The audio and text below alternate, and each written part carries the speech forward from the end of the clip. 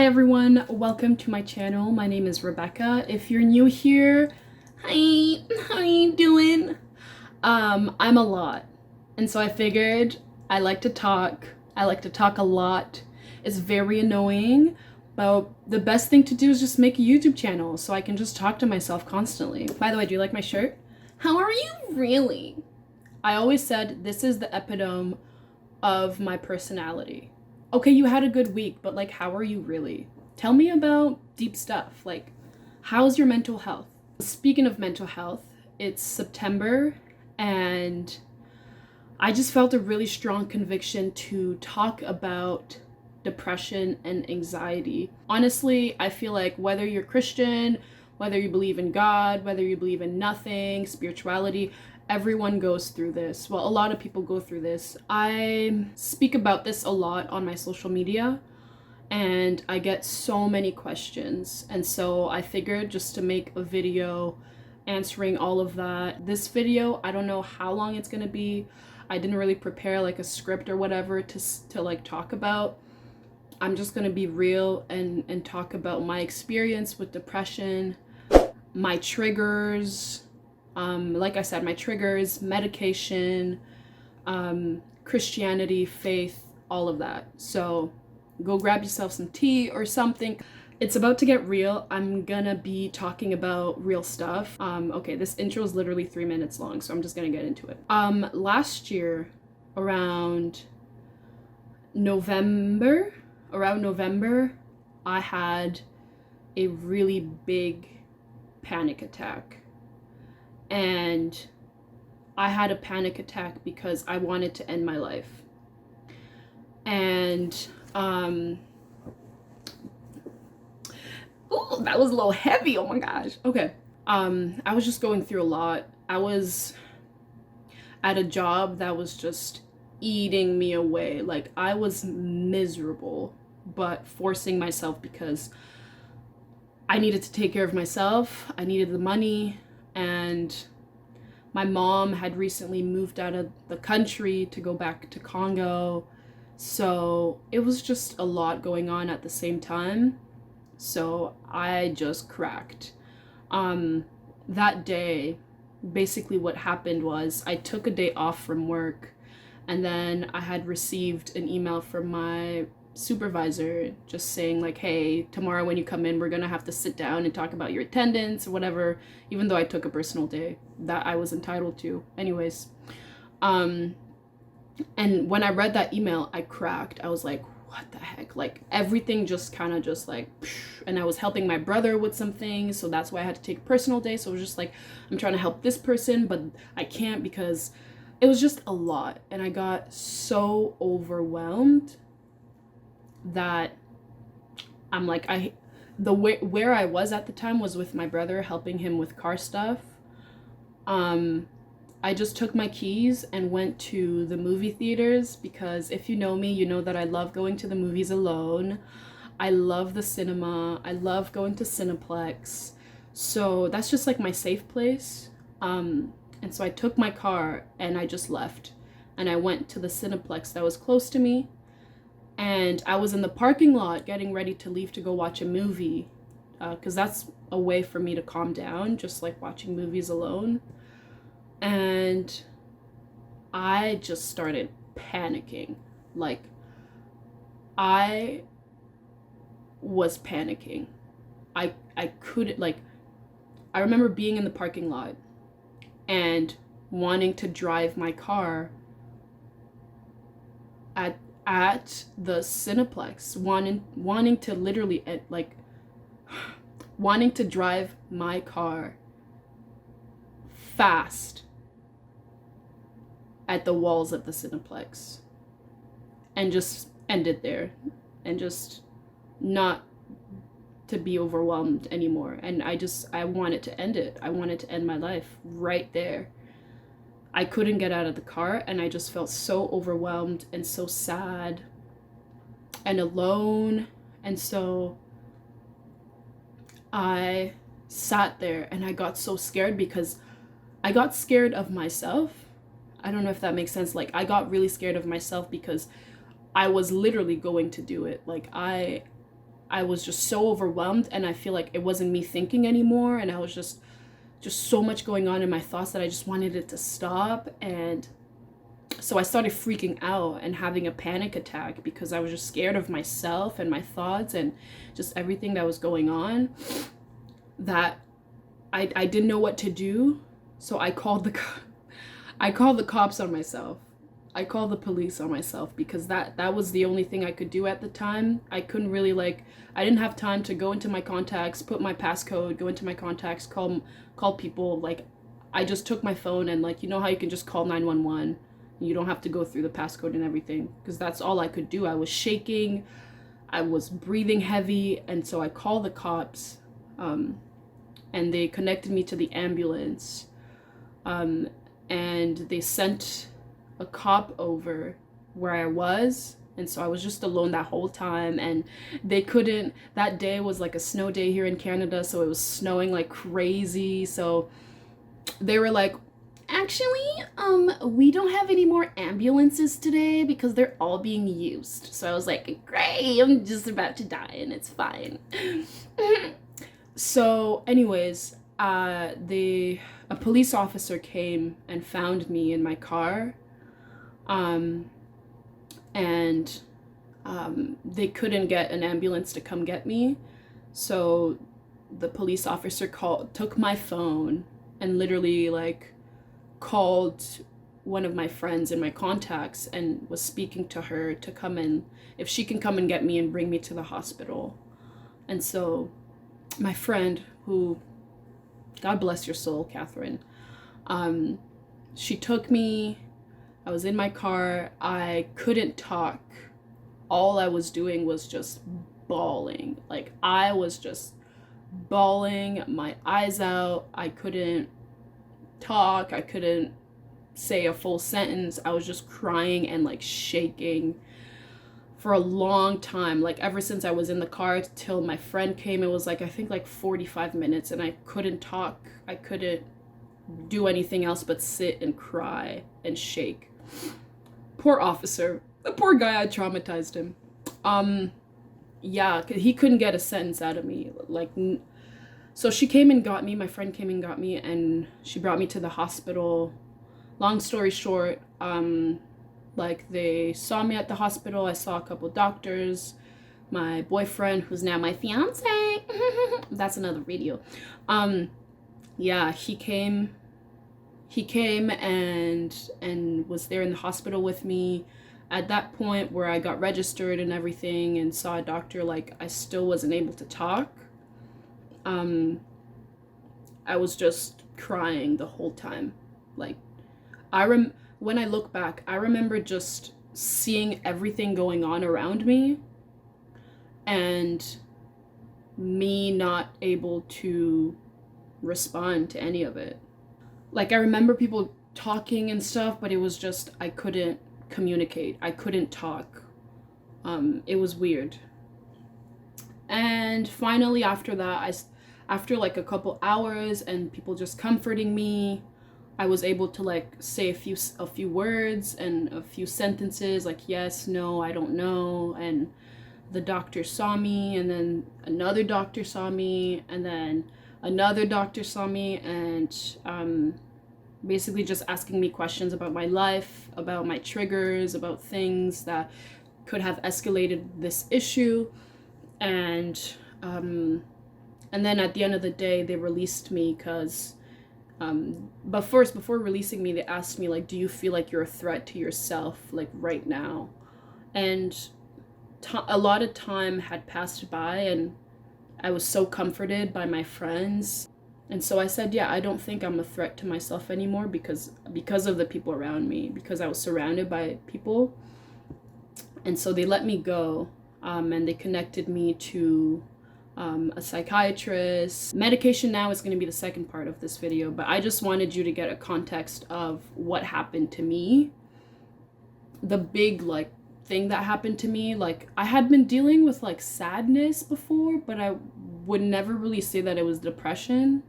You know what I mean? Like, I was like, oh, I was sad here and there, but it's fine. But last year is when I'm like, oh, okay, this is serious. This is more than just, like, being sad one day. This is like,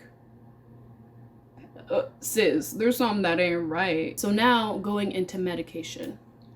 Now, let me tell you, I come from a whole African family, African Christian family. Medication, they don't know her. We don't know her. Who that's? No.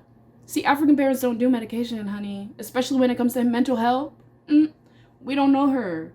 So I was very scared to get on medication just because of my upbringing. When it came to medication, it was always kind of just like, oh, it's for white people. Black people don't take that. You know, that's stuff for white people. Or just pray about it. Just pray about it and you'll be fine. You don't need medication. Or don't give the enemy an opportunity to use that against you. So just all of these thoughts that I had grown up with concerning medication when it came to like mental health. Before this, I had no idea about the types of medication or like that you needed medication. I always thought it was like a mental thing, like just tell yourself you're fine and you'll be fine. Like you don't need medication. And that was just the type of upbringing that I had. So when the doctor told me first of all, I went to the doctor appointment about a week after my incident, and I had to take like a test, like a depression test. Like if your score was 24, then like you're depressed and you need like obviously assistance. Let me tell what? Your girl got 36. So I win at everything. 24, 36, I win. But yeah, your girl got 36. So clearly she was like, are you okay? The first, she's like, yeah, we're gonna get you on medication because sis. Yeah, when she told me that, I remember being like, I don't feel like I could take medication because of my upbringing. How am I gonna tell my mom? Like, she's gonna like be against it. I felt like as a Christian, I couldn't take medication. That was my first thought. As a Christian, I should be able to rely on the healing power of Christ to heal me.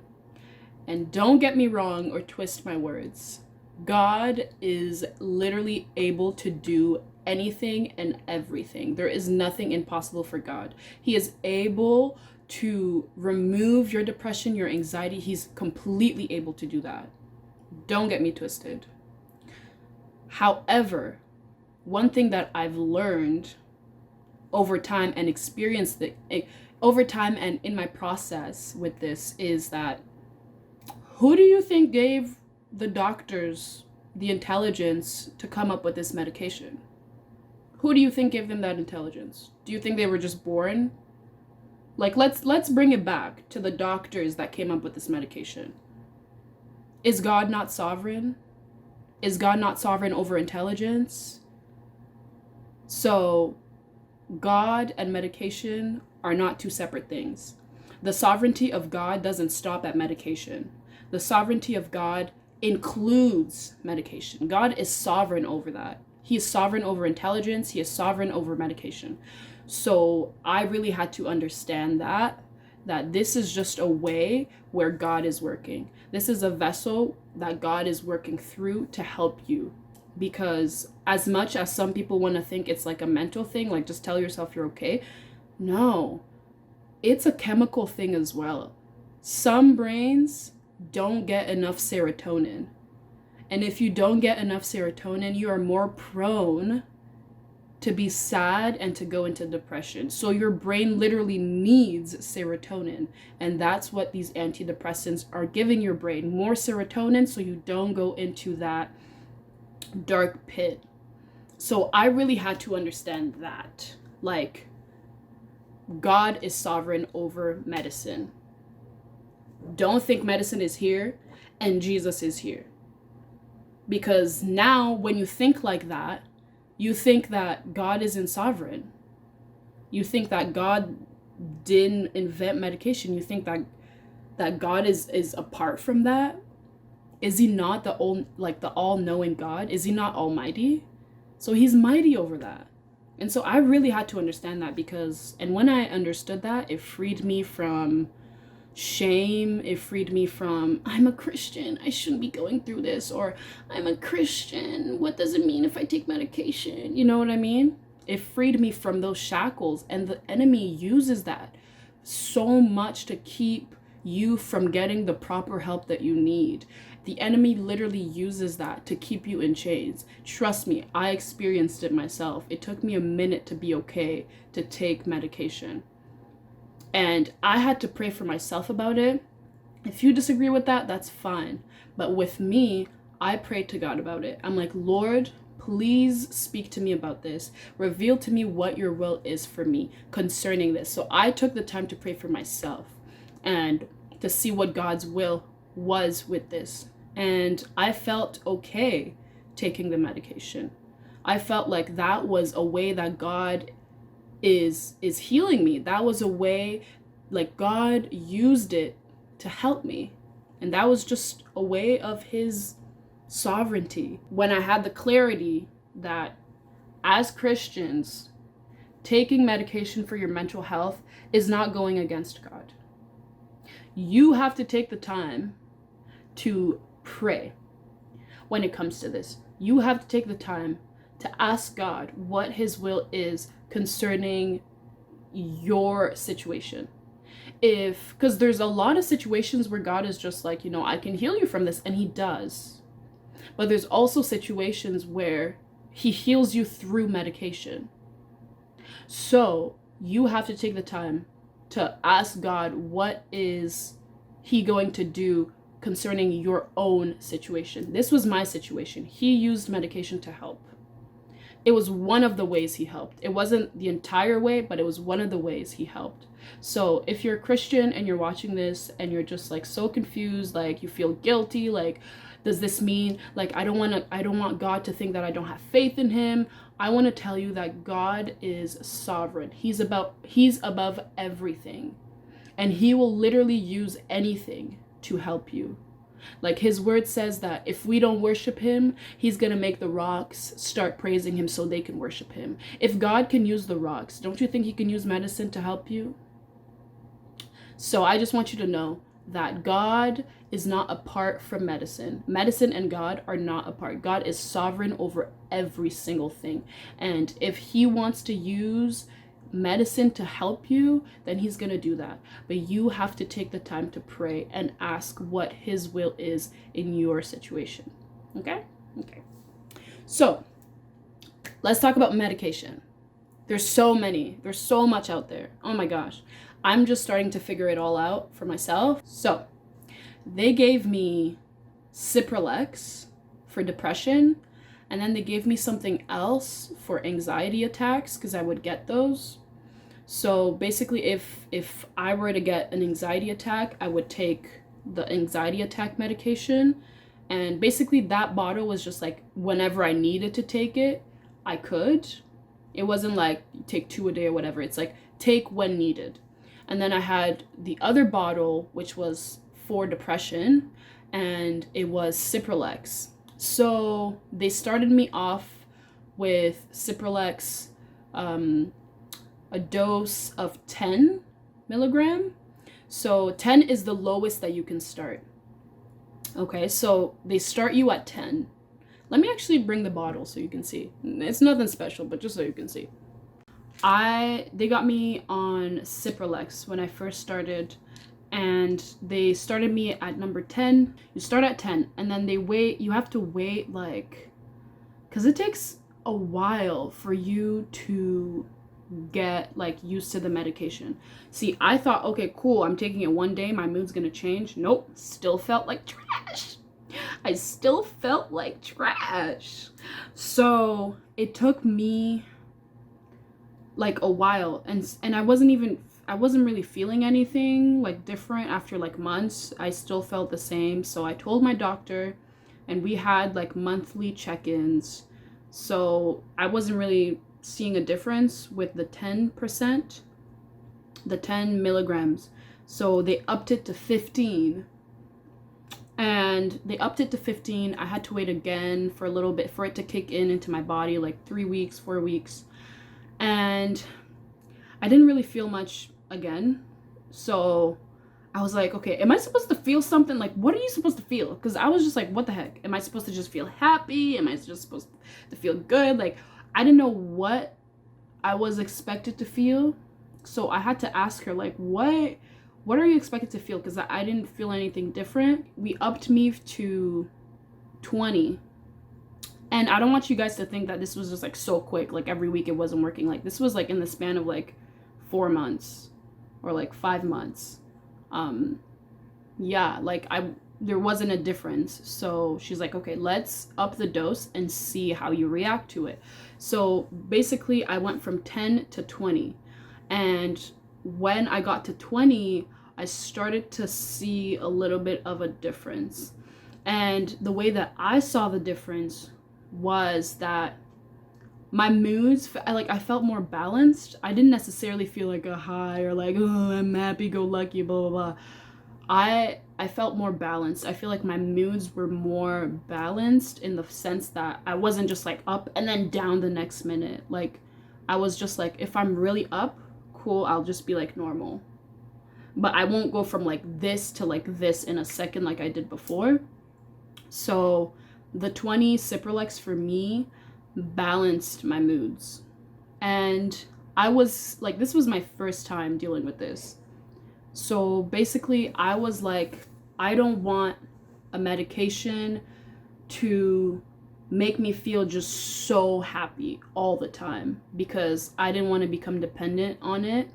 And they tell you when you're going to take antidepressants, they tell you, hey, the funny part about antidepressants is that it can make you suicidal and more depressed. Like they tell you that before. I'm going to get into the side effects a little bit later, but yeah, for me, I didn't want to feel way too good and then just be hooked on it.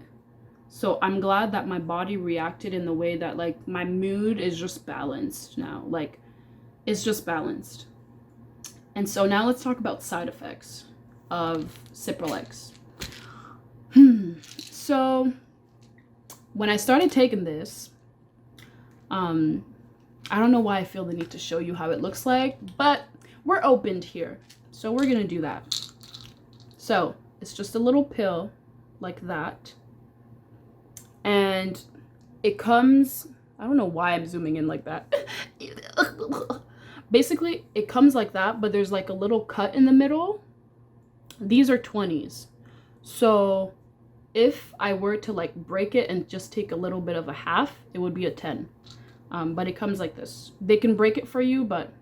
So when I first started, my biggest side effect, and it really varies like upon your body and you, but for me, oh my gosh, I would get terrible night sweats. Like I would wake up and literally just be in a puddle of sweat. Like it was disgusting. Just excessive sweating, really terrible insomnia, bad insomnia, nausea, excessive sweating.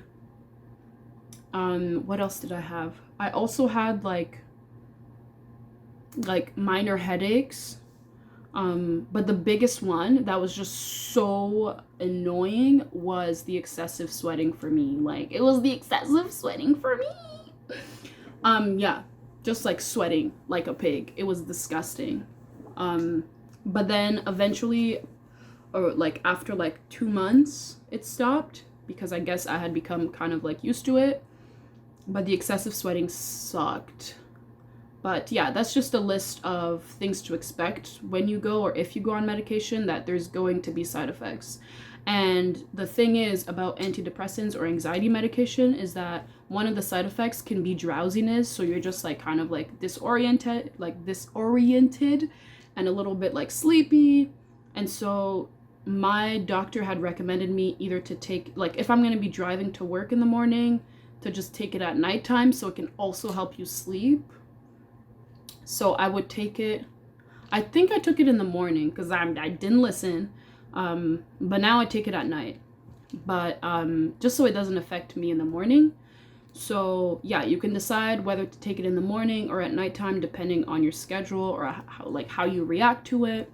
And another thing was getting myself disciplined to take it on time, because that actually really matters. Like if you're giving your body something one day and then taking it away that same time, like it's just gonna get confused. So like it's really important to take it on time if you're gonna go the medication route. Yeah, so anyways, that's medication.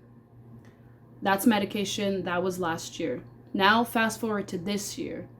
So I stopped taking my medication in March. In January and February, I was still working at the job that I was literally miserable at.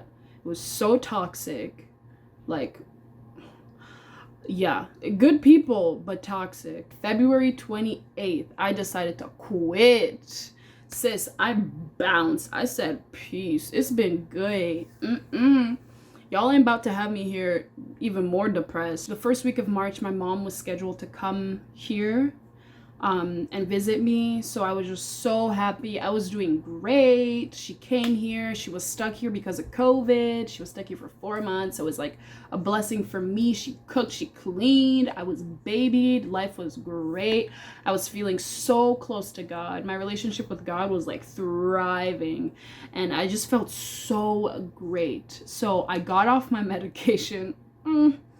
I got off my medication. I was like, I feel like I don't need this anymore. And at the time, I really didn't. Like, I don't know. Anyways, I got off and, you know, it was great. I was doing great. Like, I was actually thriving. 2 weeks ago, I just got back on my medication, literally 2 weeks ago, since March.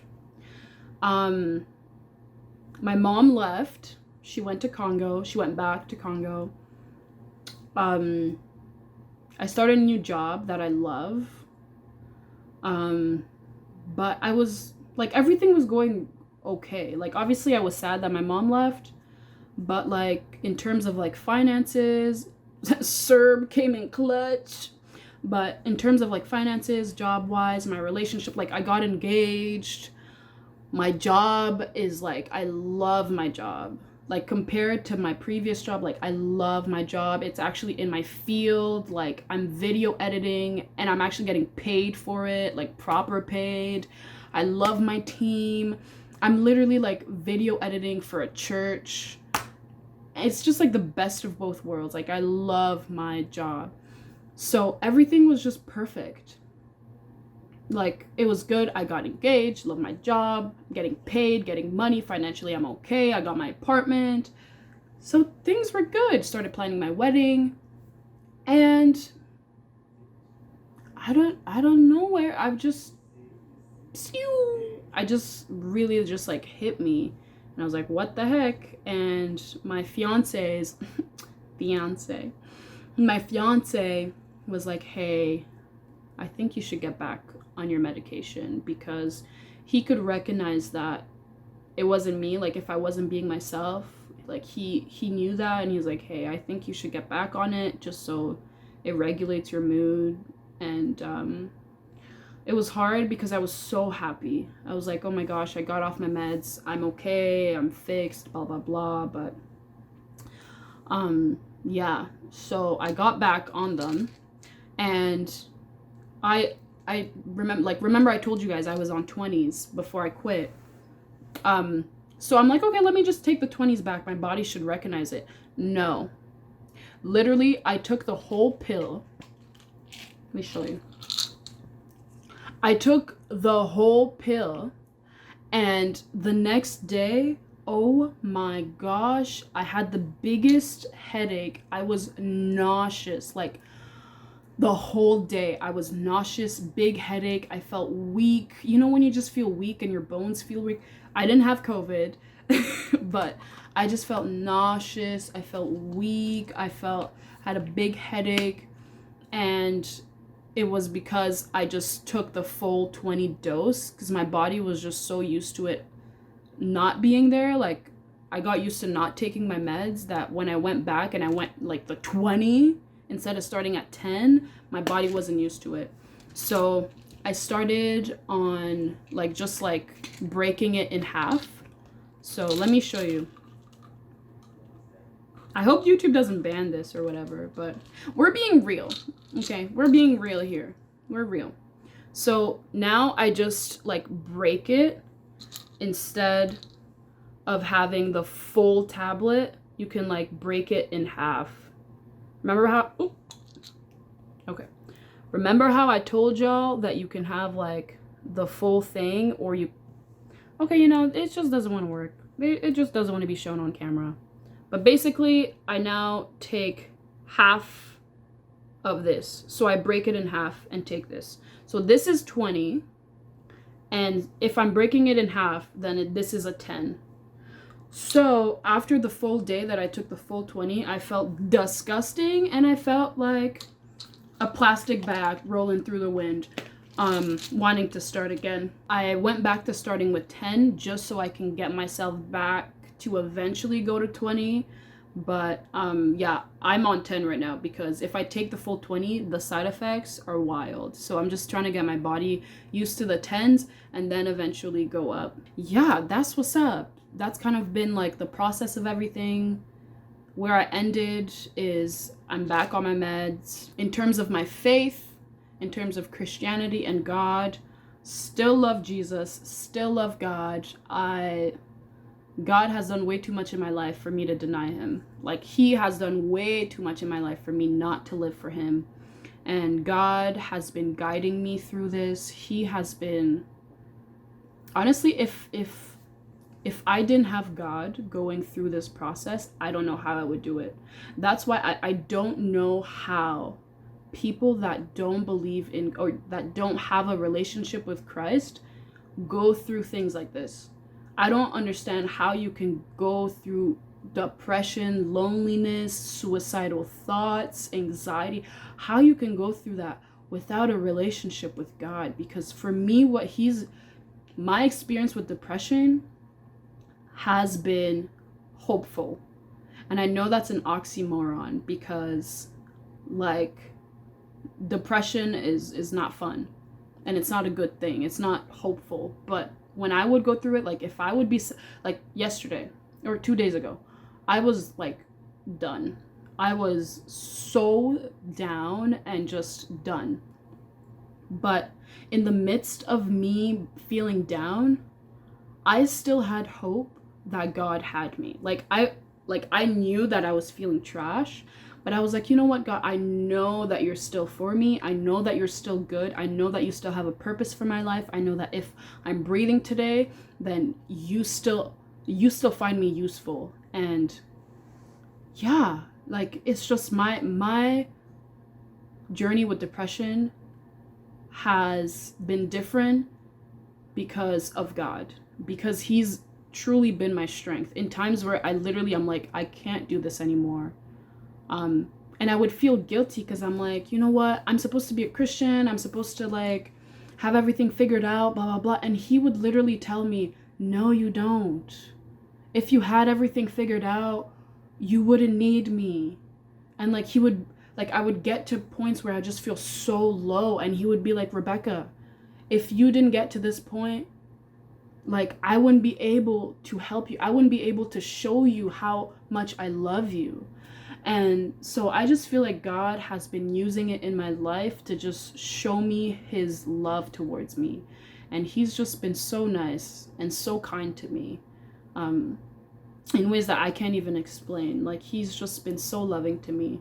So I try to read my Bible. Like yesterday actually, I made the decision to start reading my Bible more, to start praying more like I used to. So it's a process. And the thing is, just because you're dealing with this right now, it does not make you any less of a Christian. It does not make you any less of a child of God. And I've always said this, and I will always say it. It's about relationship and not religion. Literally. You can know all the stuff of the Bible. You can know theology, whatever it's called, but you don't have a relationship with God, honey boo boo, he ain't gonna let you into his house. Okay, you can be doing all the right stuff, but if you don't know him, if you don't have a relationship with him, then he doesn't know you. So I want to tell you, dealing with this, you dealing with anxiety, with depression, with social anxiety, it doesn't make you any less of a believer. It doesn't make you any less of a child of God, because he will literally take that and use it to showcase his love, to teach you, to mold you, to build your character. Honestly, God has been working so much through this depression on me. It's wild. So it's like, some people, God leads you to rebuke depression and rebuke anxiety, and like, that's completely fine, and I agree that God does that. But I also know that God allows it to happen so he can use it for his good. And that's what I feel like he's been doing in my life. So there's been a lot of people that's been like, just rebuke it, rebuke it, rebuke it. And it's like, I pray about it. But if it continues happening, I trust that God is sovereign over it, and that he's allowing me to go through it because he wants to teach me something, because he wants to mold me, because he wants to show me his love. So the key about everything here is just talking to the Christians or the people that have faith, is you need to have a relationship with God. That's what matters. It doesn't matter if you do everything right. You're not meant to do everything right. He didn't put you on this earth for you to do everything right. He literally didn't. He just wants a relationship with you. So if you don't know how to do that, start by just talking to him. Be like, hey, God, listen, I'm going through a hard time and I want to get to know you more. Can you teach me how to do that? And trust me, he will come through. Trust me.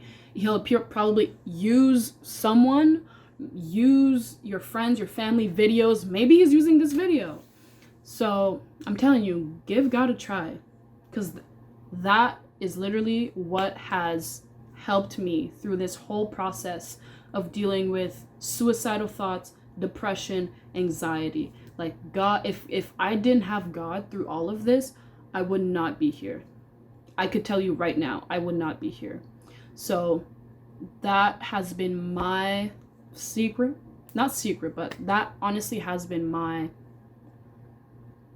saving grace. But yeah, just wanted to remind you that you are not any less of a Christian because you deal with depression. You are not any less of a smart, intelligent boy, woman, I don't know what you identify as with.